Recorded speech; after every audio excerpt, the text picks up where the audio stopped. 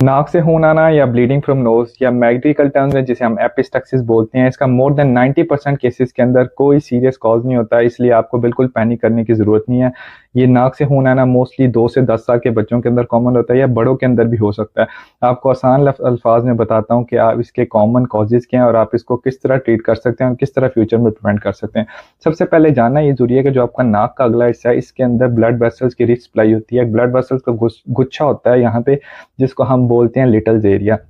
अब कोई भी बच्चों के अंदर स्पेशली जो नोज पिकिंग करते हैं, नाक में उंगलियां डालते हैं, या वो लोग जो कि नाक को बहुत ज़्यादा ज़ोर से ब्लो करते हैं, या वो जिनके अंदर कभी कभी थोड़ा सा ट्रॉमा हो जाए, या अक्सर गर्मियों के वेदर के अंदर हॉट ह्यूमिड कंडीशंस के अंदर आपकी जो अगला एरिया वो ड्राई हो जाए, म्यूकस मेम्ब्रेन्स ड्राई हो जाएं, या सर्दियों के अंदर भी जब आप हीटिंग कंडीशन यूज़ कर रहे हो, या कुछ लोगों के अंदर जो कि खून पतला करने वाली मेडिकेशन यूज़ कर रहे होते हैं, तो इस एरिया के अंदर थोड़ा